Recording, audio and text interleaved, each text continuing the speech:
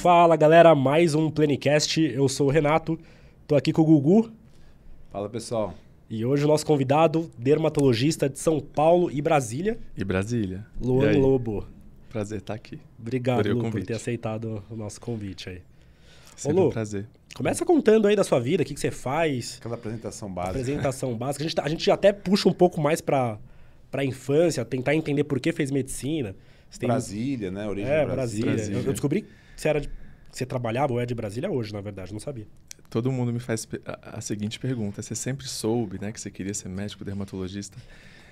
E isso é muito louco, porque médico, sim, eu sempre soube que eu queria. Eu não lembro quando eu decidi fazer medicina, porque eu lembro da minha infância e já falando, eu quero ser médico, eu quero ser médico. Não tem um médico na minha família. Bom, hoje já tem, mas na época não tinha um médico sequer. Então eu não lembro do momento que eu resolvi fazer medicina. Eu já falava para os meus pais, quero ser médico, eu quero estudar. Caramba. E meus pais são empresários, comerciantes, enfim, trabalham no ramo da construção. E tinha uma certa pressão até, né, para eu seguir naquele negócio. Meu pai, de uma forma muito sábia, me ensinando sobre empreendedorismo desde cedo, me colocando no negócio ali, mas de alguma forma eu sentia que aquilo não me tocava para eu seguir minha vida fazendo daquilo o meu ofício. Uhum.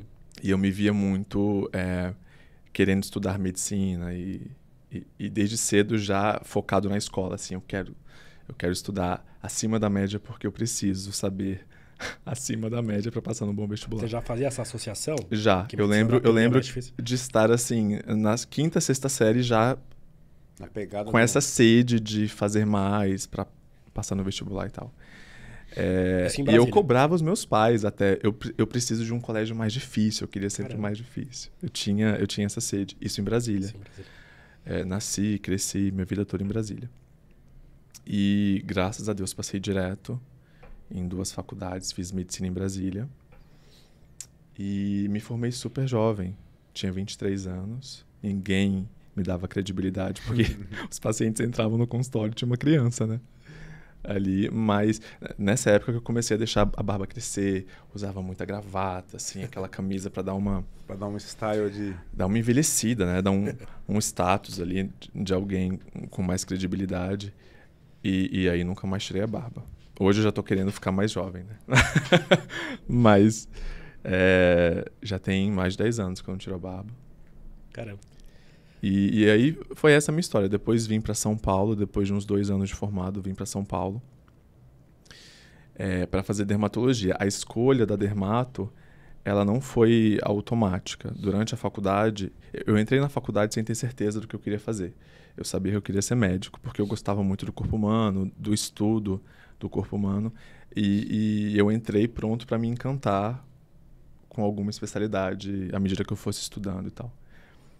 E eu quis fazer muita coisa, assim, durante a faculdade. Eu quis ser gastro, eu quis ser endócrino, eu quis ser reumato, quis ser cirurgião. Mas foi chegando mais pro final, assim, da faculdade, eu fui dando uma filtrada.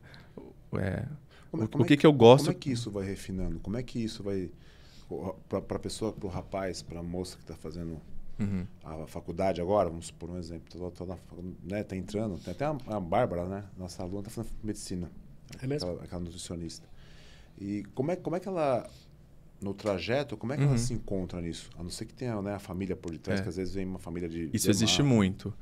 Eu vi muito isso na faculdade e é algo muito frequente. Muitos entram já querendo uma especialidade específica e a grande maioria muda.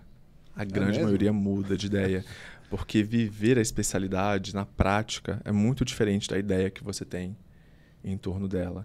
Então, muita gente entrando querendo oftalmo e se frustrando com oftalmo quando vai para o estágio, né? Porque a gente passa por estágio em praticamente tudo. No que diz respeito às especialidades. A gente passa por gineco, cirurgia, oftalmo, endócrino. E aí você tem uma pequena vivência rasa, porque você tem que passar por tudo, então você não fica muito tempo. Mas você estuda de tudo um pouco e você tem essa vivência prática das especialidades. Então, muita gente, quando vai para a prática, fala, opa, é bem diferente do que eu achava. E aí acaba mudando de ideia. Quando eu entrei, se você me perguntasse, mas você tinha talvez um chute do que você faria, eu sempre tive esse olhar mais para uma medicina quase que artística, assim. Então, algo que fosse ligado talvez à beleza, à estética. Então, a cirurgia plástica sempre foi uma opção para mim, a dermatologia foi. Mas eu fui me encantando, né? Pela gastro, pela endócrino, que não tinha muito a ver com isso. E eu ia me empolgando enquanto eu estudava, fazia o estágio, eu ia me empolgando. Nossa, isso aqui é muito legal. Mas chegou ali na hora de decidir mesmo, eu pensei, qual a especialidade que eu me vejo com 60, 70, 80 anos praticando, feliz e com uma boa qualidade de vida? E além disso, eu tinha em mente que eu queria botar a mão na massa. Eu queria alguma especialidade que me desse procedimento. Porque tem especialidade que é essencialmente clínica. Endócrino é essencialmente clínica, né? A gastro, a não ser que você faça cirurgia, né, uma endoscopia e tal, é essencialmente clínica. Então, eu sabia que, por mais que eu gostasse do conteúdo, que eu precisava botar a mão na massa. E aí pensei em cirurgia por conta disso. Eu sempre gostei de procedimento de corte, de sutura e tal. Mas eu pensei, nossa, talvez eu não me veja lá na frente, na terceira idade, em pé por horas operando.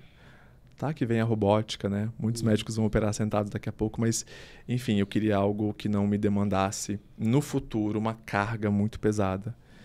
Porque a gente vai viver bastante, né? Nossa geração vai trabalhar até muito tarde na vida. Então, eu pensei, eu não posso pensar numa especialidade que eu fique feliz até os 45, 50. Eu vou trabalhar muito mais do que isso. Muitos médicos querem, né, trabalhar até uma certa idade e depois se aposentar. Criar algum negócio paralelo, alguma empresa. Mas eu me vejo sendo médico mesmo até... Porque eu gosto de fazer isso. Pô, que bacana. Então, eu pensava, eu não quero virar empresário daqui a pouco. Eu posso até abrir um negócio paralelo, mas eu não quero deixar a prática da medicina. Pelo menos ainda hoje eu penso assim. Então, foi assim que eu escolhi, porque tinha a parte do procedimento, tinha a parte da clínica. Eu gostava muito também da parte do estudo, da teoria, dessa complexidade de estar sempre se atualizando. É algo que me prende, assim, que me cativa. Bacana. Legal. Então, a dermatologia real mesmo, as pessoas não têm muita ideia, né? As pessoas acham que... É o que está na mídia, né?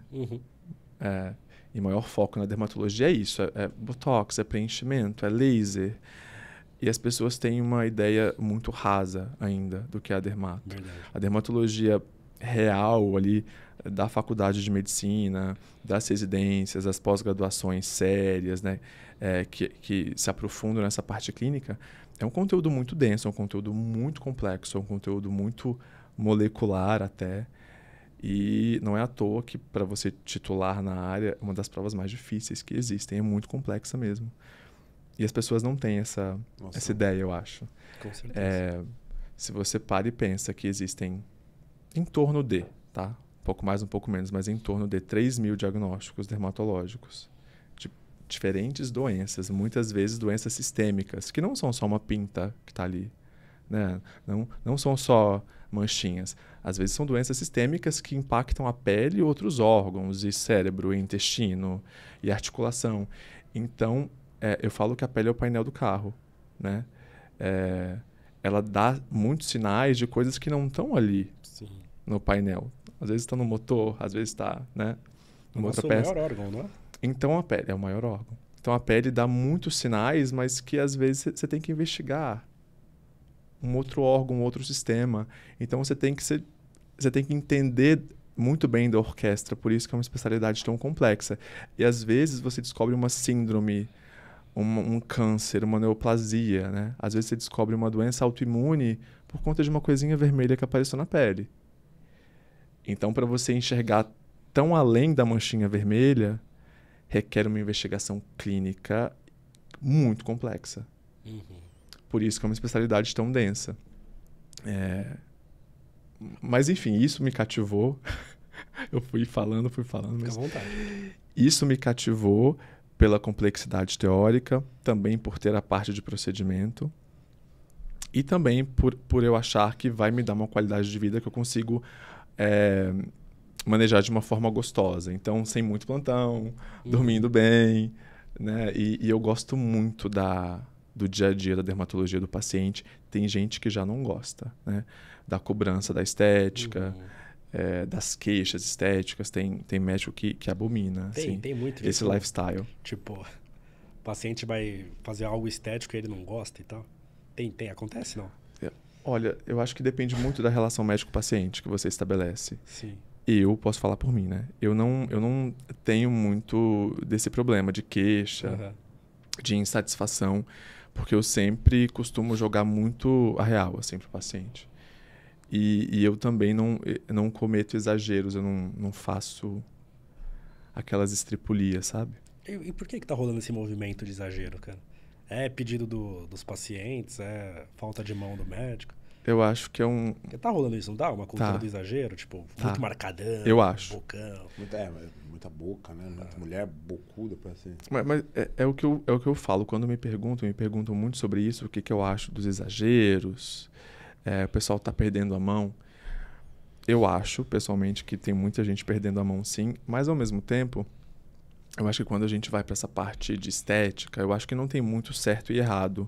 Obviamente, assim, quando é muito exagerado, é errado. Mas o que eu quero dizer é que tem muita estética que você acha exagerado, mas que a pessoa que está ali naquele rosto, naquele corpo, e o médico que fez, essas pessoas amam aquela estética.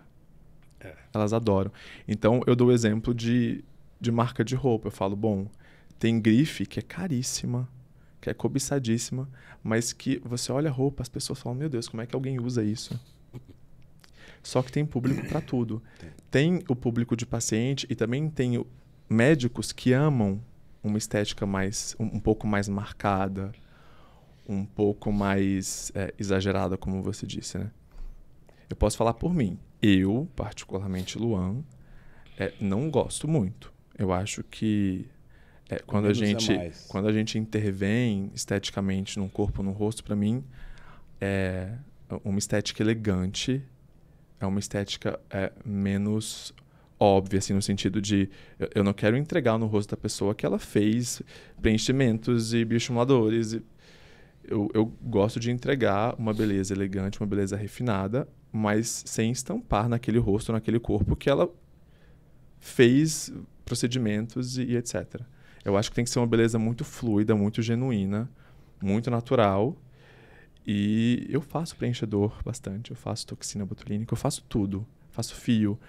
Mas eu gosto de entregar uma beleza que fique harmônica e que a pessoa convive, anda na rua e ninguém aponta aquela pessoa como uma vítima de procedimento, uma vítima da dermatologia. Então, eu não gosto muito da estética marcada, mas eu acho que tem público para isso, tem gente que ama. E se essa pessoa que ama essa estética vai no meu consultório, ela sai talvez não muito satisfeita. Sim. Nossa, fui lá, mas eu não saí com aquela super boca. Fui lá e eu não saí com aquele super malar, com aquele zigomático marcado. E eu jogo muito a real com o meu paciente. O paciente que vem em mim, eu não aceito o que ele me pede. Se o meu olhar não bate com o que ele quer, eu falo, olha, você veio até mim, para minha consulta, para o meu olhar, eu acho que a partir do que eu acho bacana, esse é o caminho. Se ela não concorda com o caminho, tá tudo bem. Mas eu não passo muito por isso não, sabia? Eu acho que com as redes sociais hoje, com o Instagram, as pessoas já me acompanham, elas entendem meu trabalho. Então, a pessoa quando vem, ela já vem porque ela gosta de mim, do que eu faço. Sim. Então, é meio raro a pessoa vir e querer algo que eu não faço. Assim. Como você falou um pouco da grife, né? Se a pessoa gosta daquela grife, ela já compra baseada na... Mas qual que é o procedimento mais solicitado hoje? O que você tem feito? Assim, mas qual que é o... O carro-chefe de procedimento, sem dúvida, é a toxina botulínica. Porque é difícil chegar um paciente no meu consultório 30 a mais que eu não indique toxina botulínica. Obviamente, tem paciente que eu vou fazer de uma forma muito leve, muito sutil, mas hoje o Botox ele tem um papel muito preventivo também. Então, eu não vou usar a toxina botulínica só naquele paciente que está mega enrugado. A ideia hoje é prevenção, é promoção da saúde, inclusive promoção da saúde dermatológica. Então, eu não vou aplicar Botox só naquele rosto que está super envelhecido, super marcado. Eu quero evitar que esse rosto chegue nesse nível. E tem muito tabu, né? Se Botox vicia, se depois cai o dobro, o rosto, porque fez. Isso é tudo mito. Se bem aplicado, Botox não vai tornando o rosto, enfim, viciado. Ou, faço muito Botox desde cedo, daqui a pouco não pega. Isso é mito. E obviamente, a longo prazo, obviamente se bem feito, né? Tipo, a longo prazo, o cara fez Botox a vida inteira. A longo prazo. Bom, 40 de acordo com a ciência, até hoje, né, e é algo muito estudado há muitos anos, a gente tem um arsenal científico em torno da toxina botulínica gigantesco. Não tem nenhum problema a longo prazo, muito pelo contrário. Tem benefício, né? Você impede um envelhecimento mais intenso, você impede formação de rugas. A gente faz até um certo lifting facial, né? Sim. Com a toxina botulínica hoje. Então, se bem aplicada, se bem manejada com o paciente, é incrível. Então, é o carro-chefe por conta disso. Assim, é difícil eu não incluir a toxina botulínica no planejamento semestral ou anual do meu paciente 30 a mais. Obviamente tem um ou outro, né? Mas porque Botox não é idade, não é sexo. Homem a partir de tal idade tem que fazer. É anatomia. Tem, às vezes, menina de 19 anos que ela tem uma anatomia que eu penso, nossa, se eu não intervir com toxina botulínica, ela vai ser uma mulher de 25 anos totalmente enrugada. Eu não posso deixar isso acontecer. Caramba. E, ao mesmo tempo, tem mulher de 32, 34 que chega e eu falo, não precisa mesmo. Sim. Vamos fazer um laser, vamos estimular um colágeno de uma outra forma. Então, não existe receita de bolo. Existe o que você precisa. Mas, em geral, passou dos 30 anos, eu faço. Então, de volume, talvez seja o que a gente mais faz hoje. Legal.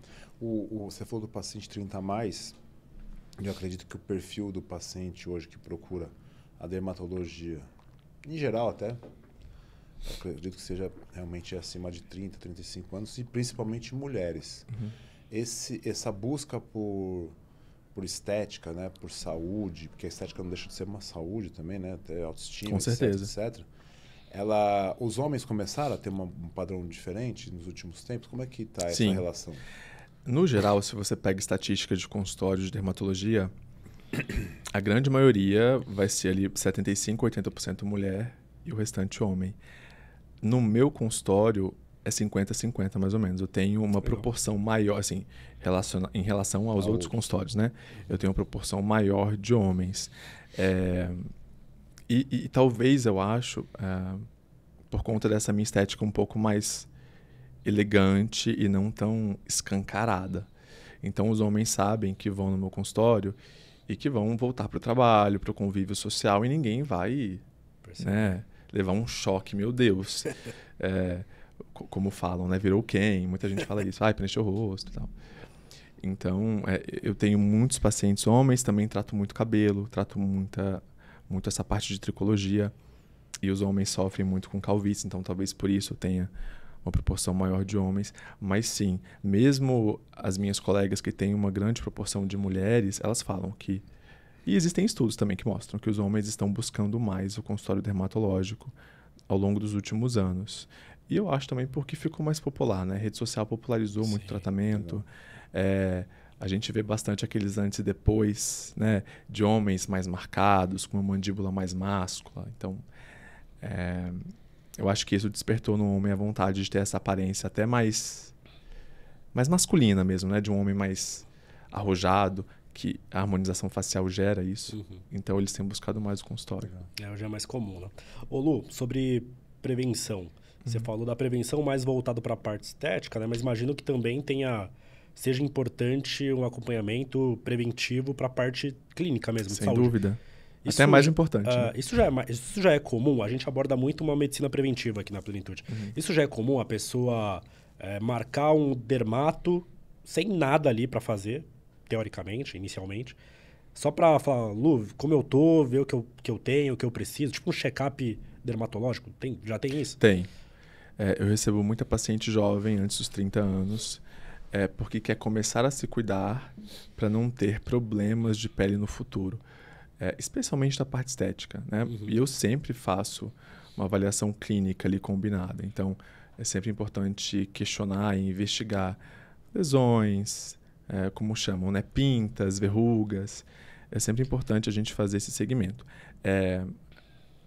para a população geral, a gente sempre orienta uma vez ao ano e ao dermatologista para investigar se tem alguma lesão clínica mesmo, né, que possa apontar para um câncer de pele, para alguma doença autoimune, alguma doença realmente dermatológica primária. Então, uma vez ao ano é sempre bom fazer esse check-up da pele. Esse check-up clínico ainda não é algo que a gente vê bastante. Eu, pelo menos, não vejo, e a gente deveria ver mais a paciente que vai para fazer esse check-up clínico em relação a lesões. A gente mora num país tropical, o câncer de pele é o câncer mais comumente diagnosticado no mundo, inclusive no Brasil. E o diagnóstico precoce é essencial para a gente ter um prognóstico muito bom. Então, se é o câncer mais comum, se a gente tem milhares e milhares de diagnósticos ano, deveria ser mais comum a gente observar no consultório aquela paciente que vai para um check-up clínico no que diz respeito a lesões e possíveis cânceres de pele, doenças autoimunes, etc. Como a gente olha a pele, as pessoas acham que tá tudo bem aqui, não vou lá. Mas às vezes está em couro cabeludo, às vezes está em unha, às vezes está numa região mais difícil de ver, que você não tem acesso com os olhos. Então, por isso é importante a visão dermatológica, porque a gente realmente faz um screening mais extenso. Legal. Como é que você... Bom, a gente está falando de estética, né? Separando um pouco de clínica, mas na realidade, como você falou, quando você olha o paciente, você acaba olhando todo, né? Mesmo que a pessoa chegue lá para fazer algum procedimento estético. O dermatologista ele tem uma preocupação de passar suplementação para evitar algum tipo de possível problema. Qual que é além do procedimento em si, né? Existe protocolo. Protocolo é um nome. Bom, enfim. Existe protocolo suplementar? Existe esse tipo de... Sim, depende muito do caso clínico em questão. Se a gente trata, por exemplo, queixas capilares, a parte metabólica, né, a parte de nutrição tem que estar muito em dia para que você tenha bons resultados em crescimento capilar, por exemplo. Mesma coisa em relação às unhas. Se você tem doença de unha, a unha para crescer bem, saudável, firme, você tem que fazer ali um screening da parte metabólica de nutrientes para saber se está tudo bem, para saber se aquela unha vai crescer da forma adequada. Se a gente pega a parte de antioxidação, prevenção ao envelhecimento precoce, câncer de pele, os antioxidantes orais também têm esse papel. Então, sim, tem alguns campos ali de atuação dentro da dermato, que essa parte é importante, que o dermato olha e que ele realmente faz uma intervenção nessa parte quase que de nutrologia, né? Digamos assim. Mas não é uma regra todo paciente meu sair com um suplemento. Isso não, isso depende muito do quadro clínico, depende do histórico do paciente, depende se ele tem alguma outra comorbidade, se é um paciente que fez bariátrica, se é um paciente... Enfim, a gente pode ter muitas nuances ali, mas não é assim uma certeza, né? Vai sair com um suplemento. Se necessário, a gente prescreve. Tá? E sobre estética íntima, como é que é? Existe procura para isso? Como é que existe? Como é que está esse mercado? Está muito em alta. A mulher, tanto para a mulher quanto para o homem. Tá eu vejo muito mais em da alta. mulher, né? Mas do homem não vejo falar muito. Me explica um pouquinho. A gente vai ter um produto sobre isso também, em agosto. Feminino. É uma área que está crescendo bastante. A gente teve muita inovação tecnológica na área.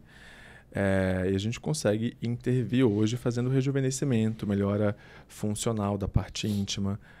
A gente consegue atuar tanto na parte externa, genitália, quanto na parte interna, então no canal vaginal da mulher. Isso melhora a vida sexual, isso melhora a parte funcional mesmo, lubrificação e tal. E isso melhora também a parte estética, a parte externa da genitália. Então a gente consegue fazer clareamento, existe hoje preenchimento íntimo para aquela genitália que está mais envelhecida. Então são protocolos que têm crescido bastante.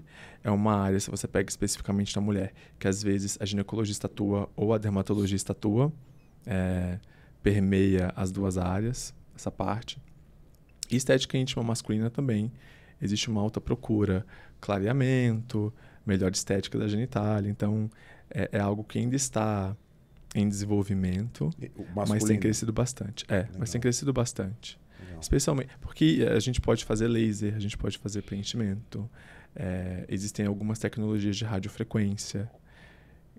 campo eletromagnético, que atua nessa área também, para fortalecimento até da musculatura, do períneo, que também melhora a questão funcional. Então, tem muita coisa aí Diferente. que permeia a parte íntima. Eu lembro que um tempo atrás surgiu, né, eu não me lembro, foi uma...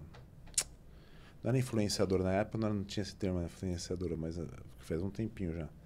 Mas eu me lembro, acho que foi uma atriz, alguma coisa assim, que ela surgiu com aquela necessidade de fazer uma vagina muito parecida com a da Barbie, né? Não sei se você se lembra. Não vi. Você não lembra isso daí? Não vi. Ela queria ter a vagina da Barbie e tal, e isso aí começou a vir mais à baila. Não, isso já faz um tempo, já faz uns, sei lá, 15 anos, coisas do tipo. E dali pra frente que começou um movimento meio que, principalmente da mulher, né? Do homem não. Da saúde ali, da estética, né? Íntima. E aí, como você falou, pô, 15 anos muita coisa mudou. Tanto na parte da estética íntima da mulher quanto do homem, que você falou que tá surgindo, a procura ainda é baixa com relação a isso? Ou existe uma procura real, assim, forte, assim, as mulheres se preocupando realmente com isso? Ou existe tabu? Aquele negócio de, poxa, a mulher fala assim, quero voltar a ser virgem. Existe esse tipo de coisa? O que acontece hoje, quando a gente fala em estética íntima, geralmente o médico que faz estética íntima, ele acaba se especializando só nessa área. Tá. Ou quase só nessa área. Porque ele acaba estudando mais técnicas, tecnologias. Então, no meio da dermatologia, a gente tem aqueles dermatologistas que a gente conhece que são mais focados nessa área. Não é o meu caso, por exemplo. Na minha clínica, a gente tem uma médica dermatologista que tem essa atuação focada nisso. Então, até por não atender muito esse público, eu nem posso, assim, te dar uma estatística, um parecer. Mas o que eu observo, até no movimento ali dentro da clínica, é que as mulheres, especialmente um pouco mais velhas, depois dos 40, elas se atraem muito por esse campo de atuação. Elas querem ter a experiência de um tratamento estético íntimo. Como eu disse, tanto para a parte funcional, quanto para a parte visual, né, estética. A gente tem uma grande prevalência de problemas funcionais na parte íntima da mulher depois dos 45, até mesmo incontinência, né? Às vezes a mulher passou por alguns partos normais.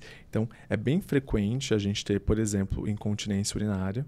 É algo muito frequente, fala-se pouco sobre, porque ainda é um tabu, as mulheres têm vergonha. Nossa, imagina, antes dos 50 anos, com escape de urina por conta de incontinência. E são tratamentos que melhoram muito essa parte funcional. Então, elas se atraem muito por essa área, elas consomem bastante. É o que eu observo dentro da clínica e também conversando com colegas, né, em congressos, a gente vê esse movimento. É algo que tem despertado bastante interesse, sim. Ô Lu, de uns tempos pra cá, eu tô vendo muito, eu nem sei se é o dermatologista que mais faz isso, enfim, mas eu tô vendo muito transplante capilar. Enfim, de onde veio isso? Eu lembro que algum tempo atrás tinha muita gente indo pra Turquia fazer, e agora, verdade, assim, tá a rodo, né? Não sei se tá popularizando, enfim. É saudável esse procedimento? É efetivo? De onde veio isso? Você perguntou se é dermatologista que faz. Também é dermatologista que faz, porque dermatologia diz respeito à pele e anexos. E o pelo, o cabelo é um anexo cutâneo. Então, a gente trata pele, cabelos, unhas. Então, sim, diz respeito aí à dermatologia. Mas tem, às vezes, algum cirurgião plástico que se interessa pela área e quer se especializar só nisso. E acaba fazendo só transplante. Ou outros cirurgiões, enfim. Então, geralmente, ou é dermatologista ou é um cirurgião plástico que acaba se especializando na área. E também, assim como a estética íntima, quem faz transplante acaba focando só nisso. Porque tem um ritual muito trabalhoso, é um ritual cirúrgico muito específico. Então, é difícil você pegar um médico que está ali fazendo, às vezes, injetáveis, preenchedores, toxina, e parando a vida para fazer um transplante. Consome um dia transplante. Então, geralmente é um universo meio que muito muito específico. Então, o médico geralmente acaba focando mais nisso e atuando mais nisso. Entendi. Inclusive, na clínica também, a gente tem a Lu, ela é focada só na parte de transplante. E o transplante evoluiu muito, né, ao longo das últimas décadas, dos últimos anos. A gente tem conseguido resultados hoje bem naturais. É imperceptível praticamente você olhar hoje um transplante bem feito e falar, é transplante. Antigamente, a gente notava muito aquele aspecto que a gente chama de de cabelo de boneco, né? Peruca, Parecia Cabelo de mesmo. boneco, né? Parece. Aquele cabelo de boneco Chumacinho, era, e era muito desenhadinho, assim. Hoje a gente conseguiu resultados mais naturais. Existem hoje tecnologias robôs que fazem boa parte do processo, obviamente operados por médicos, hematologistas, cirurgiões, enfim. Mas essa tecnologia de transplante evoluiu muito. A estratégia cirúrgica evoluiu bastante também. Hoje a gente já não deixa mais aquela super cicatriz que ficava, né? Hoje a gente tem técnica fio a fio. Então, você não fica com aquele mega corte aqui atrás e você tem resultados muito naturais. Você falou da Turquia. É mais uma questão de custo mesmo, viu? Porque lá investe-se menos. Ainda é uma cirurgia que exige um investimento que não é baixo. No Brasil, especialmente se você quer fazer com um bom cirurgião, com uma boa técnica, requer um investimento um pouquinho alto ainda para o padrão brasileiro. Sim. Então, por isso que você vê, às vezes, eu vou viajar, vou fazer em tal lugar. É mais por estratégia de custo mesmo.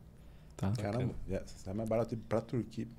Eu vi aqui no seu perfil, estava pegando o celular, porque me chamou a atenção, aqui uma sacadinha aqui, ó. Ciência e tecnologia de ponta, tal. Quando eu falo em tecnologia, né, a gente me parece na medicina algumas coisas elas são mais evoluídas do que outras. Por exemplo, o olho, eu percebo que não tem uma evolução muito grande em relação a outras áreas. Porque eu percebo ainda uma dificuldade em termos de cirurgia, correção, tal. Não percebi nada que faz a correção, depois de 10, 20 anos tem que usar óculos de novo. Uhum. Na pele, como é que isso está? Em termos de nanotecnologia, o que se fala de coisas assim, de reconstrução de pele queimada, sei lá, coisas desse tipo? O que se fala um pouco de... Olha, você falou do oftalmo, né? É uma área que eu particularmente admiro muito em relação até à tecnologia, porque esses probleminhas que você falou de volta o problema e tal, porque é um órgão muito complexo, né? Imagina, um órgão que faz a gente enxergar o mundo em detalhes. Então tem muita complexidade em torno do órgão, mas tem muita inovação tecnológica também. Legal. Apesar de não ser minha área, eu acompanho colegas e vejo o quão complexo é. E eles estão toda hora viajando e tem técnica nova e tecnologia nova também. Então isso é muito bacana. Mas em relação à dermatologia, isso que você viu no meu perfil é porque na clínica a gente tem um arsenal tecnológico muito grande. E realmente são tecnologias de ponta, assim, a gente procura sempre estar muito atualizado no que há de mais novo nessa parte de tecnologia. E aí, quando a gente fala em tecnologia, a gente pode falar das máquinas, dos aparelhos, dos lasers, ultrassons, etc. Mas também tem a tecnologia de skincare, você citou a nanotecnologia, né? A nanotecnologia hoje, na skincare, ela é uma realidade. Para muitos ativos terapêuticos da skincare, a gente ainda precisa de mais pesquisa para testar segurança e eficácia, mas já tem muita substância, muita molécula nanoencapsulada que a gente sabe que dá realmente um resultado otimizado. Então, é uma realidade. E em relação a queimados e tal, aí a gente vai para um campo também muito complexo que envolve cicatrizes. A gente já acaba acessando o campo da cirurgia plástica, porque quando é um grande queimado, aí os plásticos têm que entrar com tudo também ajudando a gente.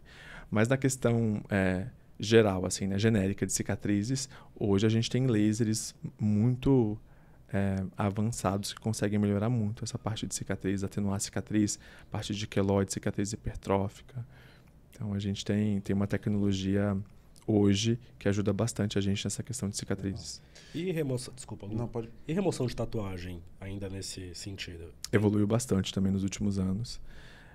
Antes a gente precisava de muitas sessões e a gente não conseguia remover algumas tatuagens, dependendo da cor, da densidade do pigmento. Hoje, com a evolução dos lasers, especialmente os lasers picopulsados, que a gente chama, um disparo do laser dura picosegundo, você imagina? A gente conseguia, antigamente, acessar 1 nanosegundo. Hoje, a gente acessa 1 picosegundo. E por que dar um disparo tão curto? É um disparo tão curto, mas tão potente, que ele quebra o pigmento da tatuagem não por energia. Ele quebra o pigmento por força mecânica mesmo. É tipo, a gente dá uma porrada no pigmento, estoura ele. Então, a gente consegue hoje tratar mais tatuagens, praticamente de todas as cores. Obviamente, uma ou outra ainda é mais difícil, mas praticamente de todas as cores, com menos sessões e também com menos efeito adverso. Antigamente, era difícil você tirar uma tatuagem e não deixar uma super sombra ou uma hipocromia, que a gente chama que é uma mancha branca onde estava a tatuagem. Funciona como uma cicatriz, né? Essa mancha branca é super difícil depois de reverter. Então, hoje a gente sofre menos com isso, com o avanço do laser. Legal. Me fugiu para perguntar. Deixa eu fazer outra, então. Vai. Ô, Lu, ontem a gente falou muito sobre vitamina D aqui com outro convidado, né? Putz, era isso mesmo. E aí... Do sol. Exato. E aí tem... Aparentemente rola um debate aí entre... Eita, polêmica. Dermatologistas a polêmica e da vitamina D do áreas filtro da solar. medicina, exato. Qual que é o certo meio termo aí, na sua opinião? Eu acho que o certo é o meio termo, mas qual que é o... Olha, eu sou um amante. Eu sou um amante da vitamina D. Então, a vitamina D não é um tabu para mim. Eu pensei que você ia falar que era amante do sol.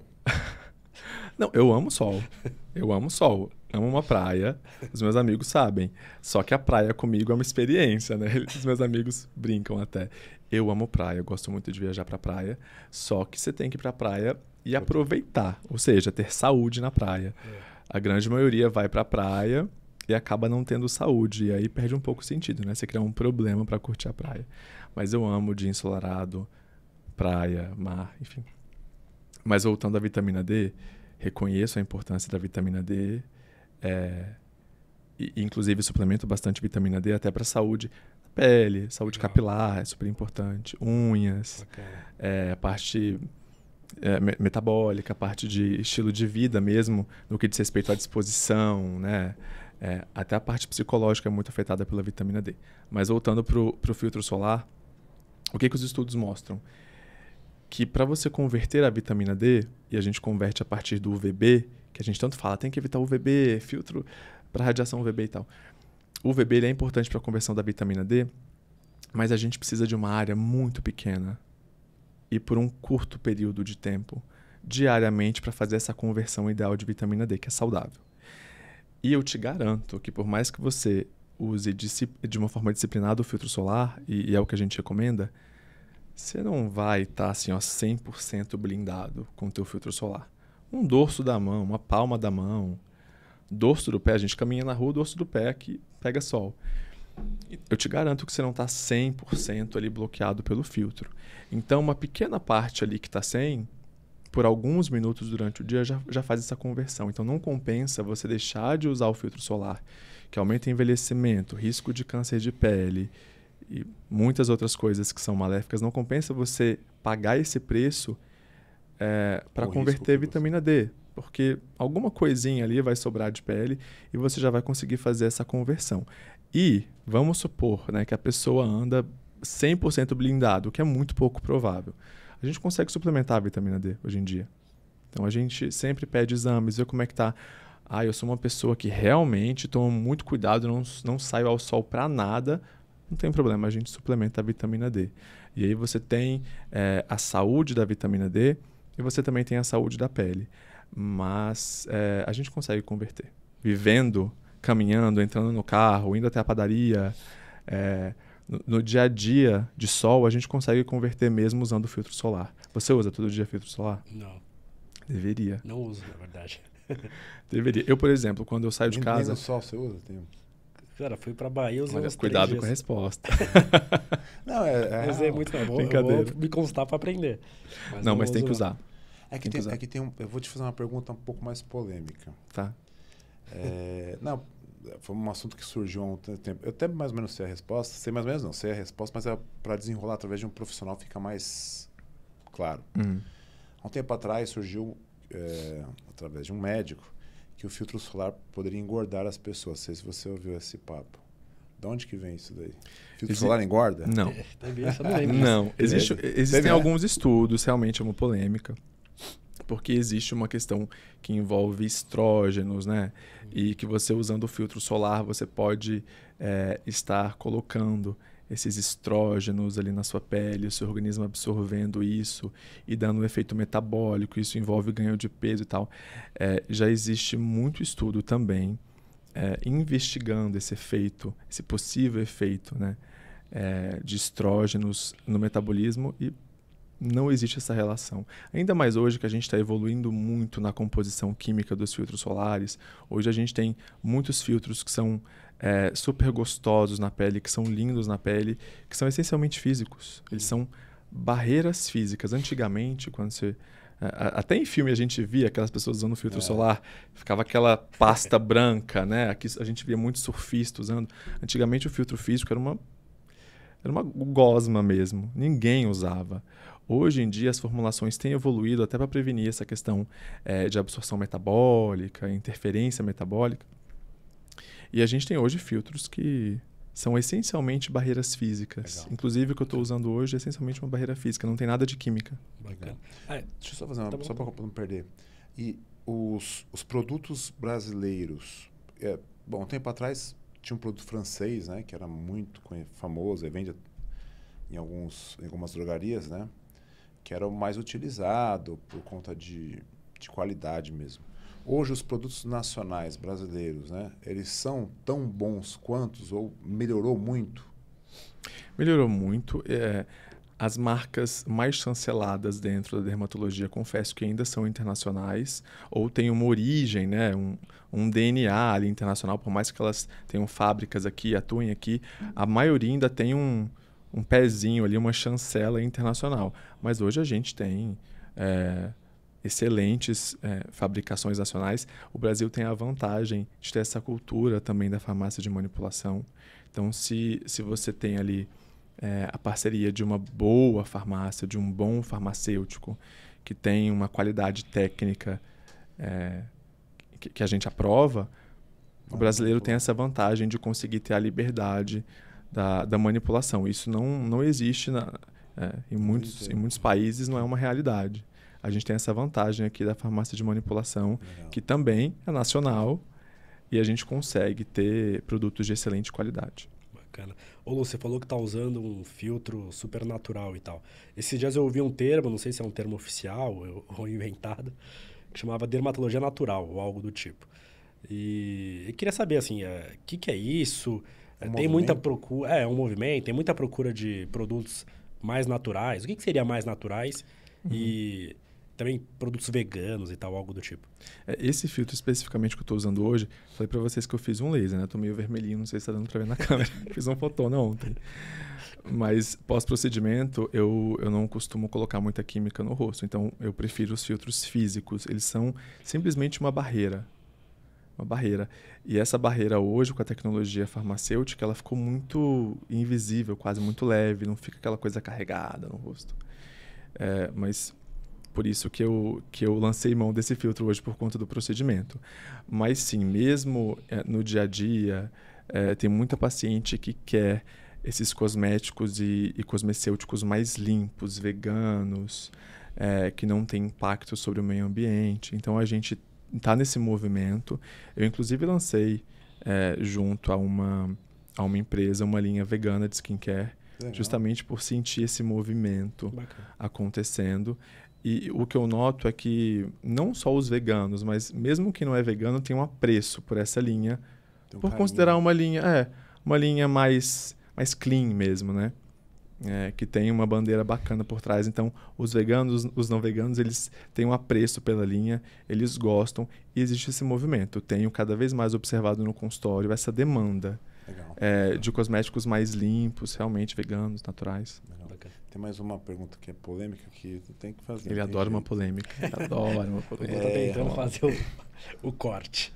Não, porque eu não nem pensei nisso na realidade, mas é porque também surgiu a possibilidade de usar, não sei se você ouviu, o óleo de coco como um possível protetor solar. É verdade isso daí? Olha, eu não indico. Sim, porque na verdade o óleo de coco acaba criando uma barreira. Mas eu não recomendo. Primeiro, porque você pode criar ali uma situação extremamente comedogênica. Imagina você passar um óleo de coco no rosto para ir para a praia. Você vai, a não ser que você tenha uma pele assim muito, né, muito blindada, mas a chance de você evoluir, por exemplo, com uma acne depois desse dia um óleo que está ali. Imagine esse óleo esquentando o dia todo no sol. Então, não recomendo. Você vai ver de tudo online, mas não recomendo. Assim, eu falei só 2 motivos, tem muitos outros, mas... É só esses daí já basta, né? Exato. Já estão ótimos. Exato. Ô, Lu, quando eu era novinho, eu tenho cabelo branco, né? Tenho desde sempre. E aí todo mundo me perguntava, por que você tem cabelo branco? Por que você tem cabelo branco? Enfim, porque eu tinha. Quais são as causas de cabelo branco, até de calvície também? Né? Precoce, tem prevenção disso, enfim. A causa do cabelo branco, por que você tem o cabelo branco? Você para de produzir o pigmento que é a melanina, que vai dar a tinta, né? Vai dar a cor para aquela haste. Tem um pouco de estilo de vida, tem um pouco de genética envolvida. Então, se você tem uma genética que determinou que a partir dos 15 anos, por exemplo, você vai começar a ter menos melanina indo naquele folículo, isso vai acontecer. Então, se você começou tão jovem a ter cabelo branco, isso provavelmente veio da sua genética, da sua base genética mesmo. Você nasceu já programado para ser assim. Mas o estilo de vida, especialmente no que diz respeito ao estresse oxidativo, que a gente fala, que é uma vida pró-oxidativa, né? Alimentação que favorece o estresse oxidativo, fumar, por exemplo, favorece muito o estresse oxidativo. Então, se você tem um lifestyle que acelera ainda mais esse dano oxidativo, aí você pode intensificar ou tornar mais precoce o cabelo branco. Tem como prevenir? Não 100%, mas tem como retardar ou aliviar o cabelo branco. Então, fazendo o contrário, né? Tendo uma vida mais clean, utilizando antioxidantes, tanto na alimentação quanto via oral, suplementados. A gente tem hoje tratamentos tópicos que também retardam e até revertem um pouco do processo. Talvez não para você, porque já tem muitos anos, né? A gente tem que pegar mais no comecinho. Mas hoje a gente consegue atenuar um pouco essa questão do cabelo branco. Já existe esse protocolo de tratamento. Legal. E calvície? Calvície é a mesma coisa. A calvície ela tem um fundo muito genético ainda, nem tanto de estilo de vida, mais genético mesmo. Mas hoje a gente tem tratamentos que tratam muito bem a calvície. O que eu sempre recomendo sentiu que está ficando calvo, se você tem 15, 20, 30, 40 anos, a gente tem o início da calvície nas mais diversas idades, né? Mas sentiu que está ficando mais ralo ali o couro cabeludo, tem que procurar o dermatologista. Quanto antes você começa a intervir, mais tranquilo é esse tratamento. Agora, é um tratamento vitalício. Por quê? Aquilo está no seu DNA. A calvície mesmo real, né? A alopecia androgenética, como a gente chama, se de fato for a alopecia androgenética, como o próprio nome diz, ela é genética. Eu não vou trocar o teu DNA. A medicina ainda não chegou nessa tecnologia de mudar o teu DNA. Talvez a gente chegue lá um dia. Mas até agora, eu não vou mudar o teu DNA. Então, o teu organismo está trabalhando incessantemente para entregar na tua fisionomia o que o teu DNA determinou. Então, não é um tratamento que eu vou fazer 2, 6, 10 meses e vou te liberar. Teu DNA está ali. Você parou de tratar, o teu DNA está trabalhando, ele vai voltar a expressar a característica ali da calvície. Então, o paciente tem que entender isso. Me incomoda a calvície. Não quero ser calvo. Então, ele assume um tratamento, até agora, vitalício. Né? As pessoas, às vezes, não têm essa noção. E eu falo, obviamente, a doença, quando a gente fala doença, não gira só em torno do que é orgânico, né? Gira também em torno do que é psicológico, né? Da autoconfiança e tal. Mas se a gente fala de base orgânica ali, a calvície será que é uma doença, uma característica da pessoa, né? Então, é um assunto também polêmico, é delicado. Mas ninguém morre de calvície, concordam? Então, eu falo, bom, se te incomoda, porque tem gente que não se incomoda, tem muito paciente que fala, não tô nem aí. Eu nunca me incomodei. Mas se te incomoda, aí você tem que assumir um tratamento vitalício. E aí todo dia tem que usar algumas coisinhas, tem que cuidar em casa. Os procedimentos de consultório, eles não são suficientes para dar conta do recado. Eles ajudam muito. Eles dão um super boost ali no tratamento. Fazem muita diferença, mas eles sozinhos não são suficientes. Então, o paciente tem que entender que esse tratamento domiciliar, contínuo, esse cuidado de casa, ele é super importante. Eu me lembro quando eu era criança, assim, eu ia cortar o cabelo, tinha bastante cabelo até, mas sempre aqui essa região que o pessoal falava que era redemoinho na época. Nossa, tem um redemoinho aqui, mal sabia que era Eu sou o único homem da minha família. Assim, se você pega ali os homens depois dos 25, eu sou o único, eu acho. Até onde eu me lembro. Que tem cabelo, assim. É mesmo? Tanto da parte materna quanto paterna. Caramba. A grande maioria, Como pelo menos, é funciona? calva. É, a grande maioria. Então eu já cresci em alerta, assim, ó, opa, mais trato, cuido. Graças a Deus, né? Ô, Lu, sabe uma lenda urbana que eu ouvia também, quando falavam do meu cabelo? Tipo, vai ter cabelo branco cedo, mas pelo menos não vai ficar... Não menosprezando, tá? Não vai ficar careca. Mas pelo menos não vai ficar careca. É balela, mano. Lenda urbana total. É sim, com certeza. Não, mesmo porque eu tenho barba branca e tô careca, então eu me ferrei. Quantos calvos você conhece que tem cabelo branco e vice-versa? Quanta gente que tem cabelo branco você conhece que é calva? Tem algo bastante. Bastante, né? Então não dá pra estabelecer essa regra, não. Lenda urbana. Meu pai, ele tem cabelo branco e é calvo. Você, por exemplo, tem bastante cabelo preto e tal. Aparentemente tem bastante pelo, né? Que o pessoal costuma dizer. O famoso. Como que é? Tony Ramos, né? Que falava antigamente. Também não é pra tanto, vai. É que tem gente que tem essa. Eu ia perguntar, na realidade, até o pelo do corpo. Imaginei tirando a camiseta assim, ó.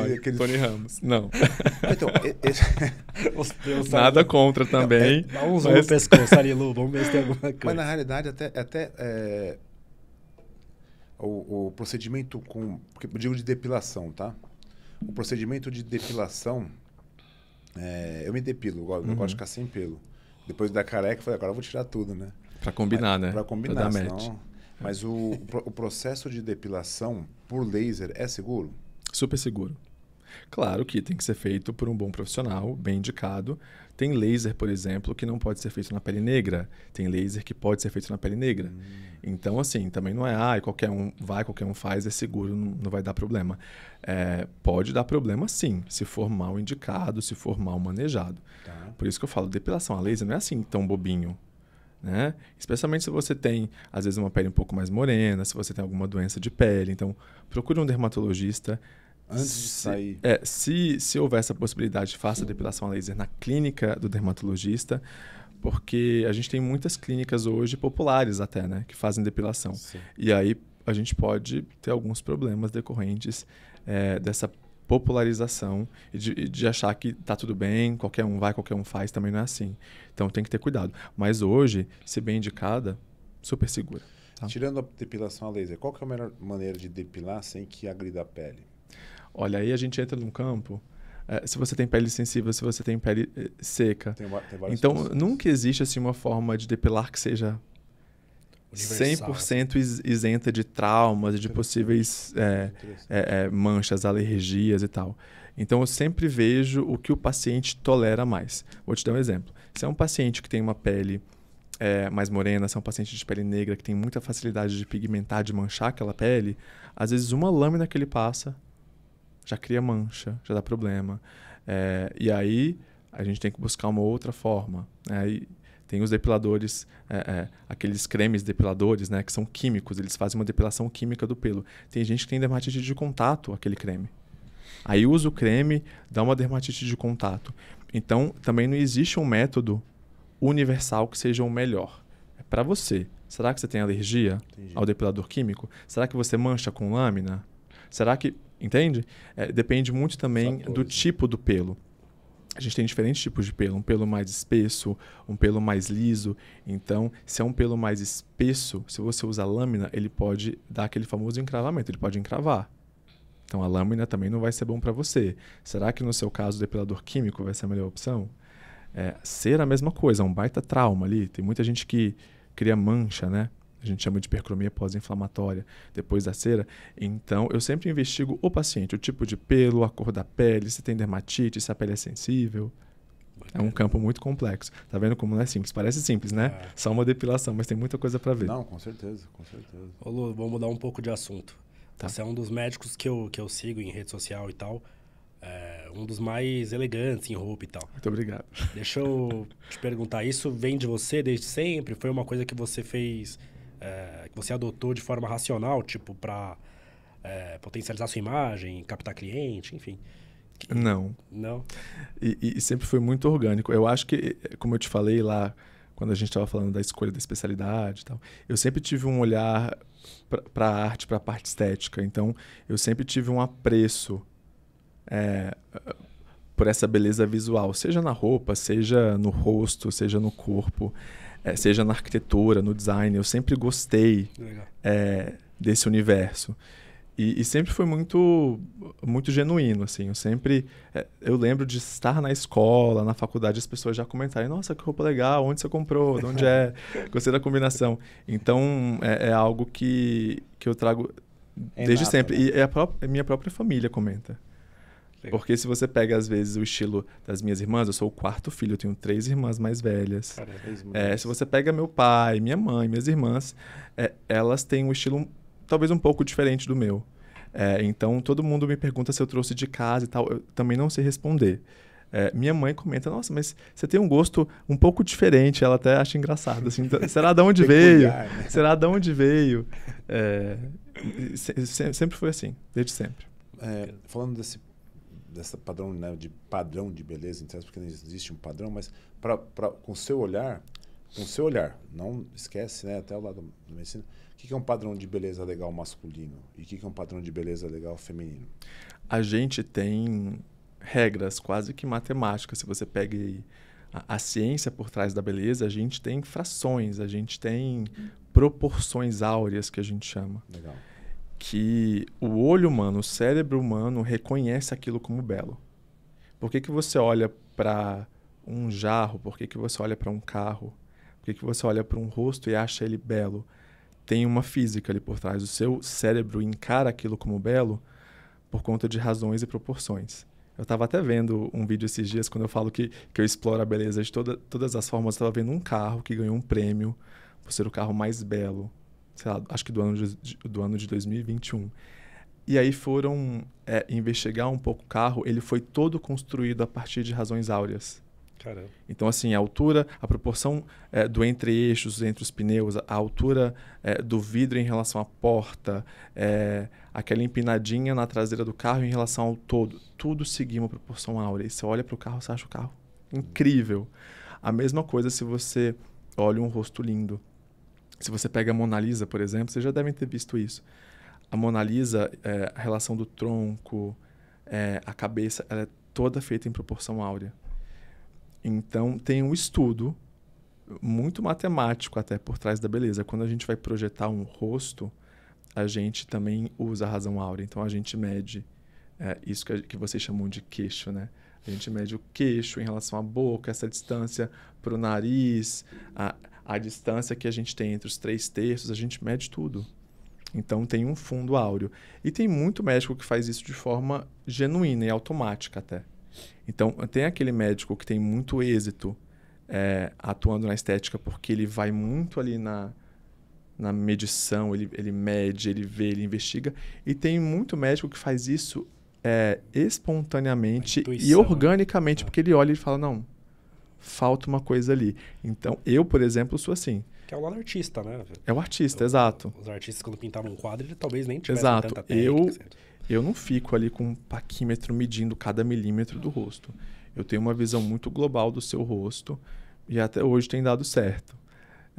Então, você tem esses dois campos dentro da dermatologia. Mas tem uma base científica. Não é só 100% arte, assim. Não é 100% do achismo ou da sua conclusão. Tem um fundo científico e matemático por trás. Mas se você fosse... Só para exemplificar.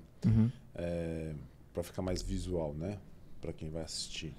Por exemplo, então, você tem um exemplo de um homem que você fala assim: pô, esse cara tem um padrão que é legal, e uma mulher que você fala que essa mulher tem um padrão que é legal? Tirando a gente aqui. Tirando a gente. Também, muita gente me pergunta sobre isso. E eu acho que não existe um padrão único. Sabe por quê? Eu, quando vou avaliar alguém para fazer um planejamento, eu não olho só a estrutura, o rosto. Eu não olho para você parar e falar: eu preciso fazer isso. Entendi. Eu olho pro teu background, assim. Então, que tipo de homem você é? Se é um homem austero? Se é um homem mais firme? Se é um homem que dentro da masculinidade é um pouco mais delicado? Que perfume você usa? Ele é mais delicado, ele é um perfume forte, ele é amadeirado. A pessoa tá ali comigo, eu tô vendo a personalidade dela. Porque eu vou colocar uma super mandíbula, um rosto super marcado, aquele negócio, pá, no homem que é mais... Mesma coisa na mulher. Legal. Eu vou fazer um rosto muito feminino, eu vou destacar mais um rosto muito delicado, muito romântico, para uma delegada que é super assim, ó, austera e firme e imponente. Ela vai se olhar no espelho, ela não vai se reconhecer. Às vezes, alguém de fora olha só o rosto e fala, nossa, é linda. Mas ela não passa a imagem que ela quer passar. Entendi. Nem todo homem quer passar a mesma imagem, nem toda mulher quer passar a mesma imagem. Você olha para um rosto, mesmo sem conversar com a pessoa, mesmo sem saber nada dela, você já tira uma impressão daquilo. Entendi. Uma impressão visual, nossa. Mesma coisa em relação ao carro. Por exemplo, vamos voltar pro carro. Você olha um carro assim, redondinho, bonitinho, azul céu, você fala, ai, fofo. Né? Quem deve ter esse carro? Quem deve dirigir esse carro? É verdade. Você olha para uma caminhonete, uma Dodge Ram preta, você fala, ai, quem dirige esse carro? Então as coisas têm que combinar, tudo é um conjunto. Então você pergunta para mim, padrão de beleza. Padrão de beleza para quem? Para um ator de Hollywood? Para um pintor? Legal. Para um engenheiro? Para um dermatologista? Então depende. Cada um vai ter a sua especificidade. Cada um vai ter. Por isso que eu não gosto dessa história de padrão de beleza. Eu acho que padrão de beleza é o teu padrão que funciona pro teu cotidiano, pro teu lifestyle, porque você quer entregar pro mundo. A tua roupa diz o que você quer entregar pro mundo. Né? O relógio que você está usando diz o que você quer entregar pro mundo.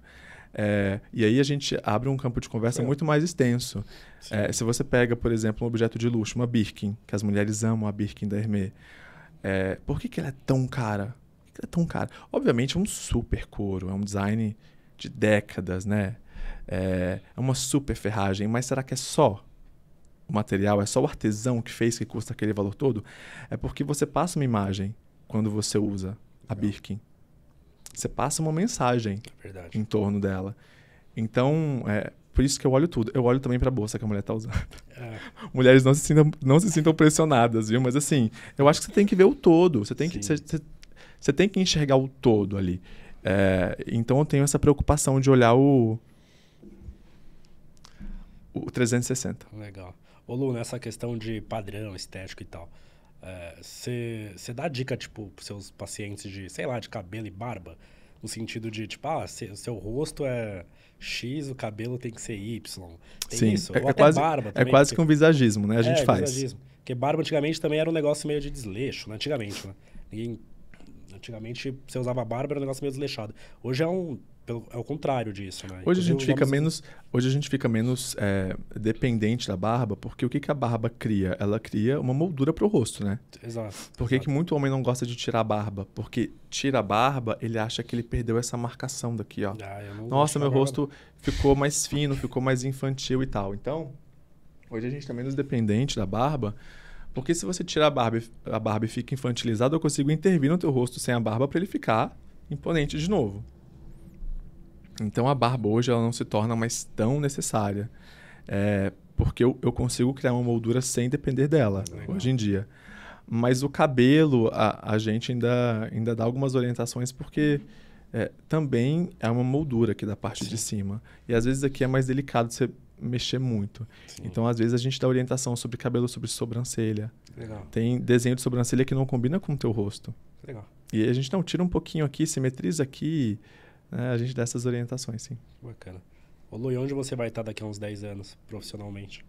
Ou pessoalmente, sei lá. Você para pra pensar nisso ou não? Eu paro pra pensar nisso. Agora eu tô num movimento que eu tô voltando a atuar um pouco em Brasília, que é a minha cidade natal, eu gosto muito de lá. Tem um lifestyle bem diferente de São Paulo, mas eu tenho um apreço também por ele, gosto muito.